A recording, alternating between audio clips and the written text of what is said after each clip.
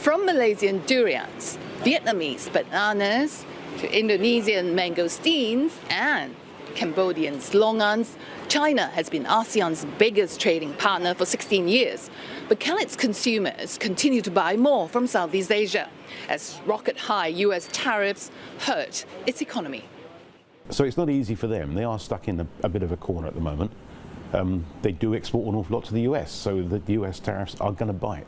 And it's probably going to lead to some slowdown in the Chinese economy, which then has a knock-on effect to its other trading partners who are looking to sell things into China.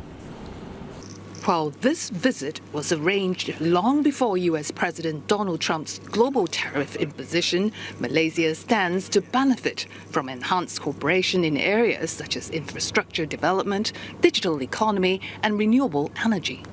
The meeting would be very, very good because the circumstances have changed quite radically because of the tariff shock.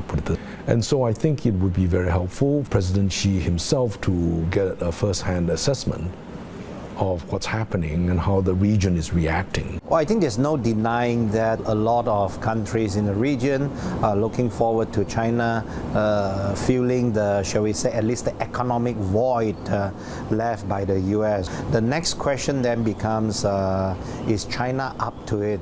I think we are in no position to buy more Chinese goods, for example, and by the same token, the Chinese consumers may or may not be in a position to buy more of our durians and consume more of our bananas and palm oils imported from this part of the world.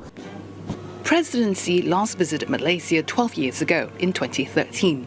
Bilateral relations were elevated to comprehensive strategic partnership then. And last year, both countries celebrated 50 years of diplomatic relations with an official visit by Premier Li Qiang. China is an important trading partner for Malaysia, and in Malaysia's capacity as the chairman of ASEAN, there will definitely be a lot to discuss, and we look forward to hosting President Xi. With a combined population of almost 700 million and a growing middle class, ASEAN has become China's biggest trading partner in the last 5 years. But concerns were raised that Southeast Asia could further become a dumping ground for China as the trade war between the US and China escalates. And I think PM Anwar was articulating that fear earlier in the year, that ASEAN could be a dumping ground for cheap Chinese goods. Well, to some extent it already is, but it may get worse. At the same time, experts say ASEAN must remain neutral in the escalating trade war. But ASEAN will want to make sure it maintains that diplomatic tightrope it's always walked.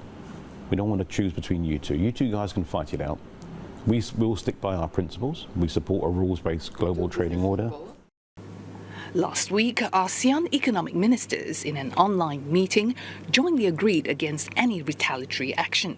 Instead, they opted in favor of frank and constructive dialogue with the US to resolve the tariff disputes. Melissa Go, CNA, Kuala Lumpur.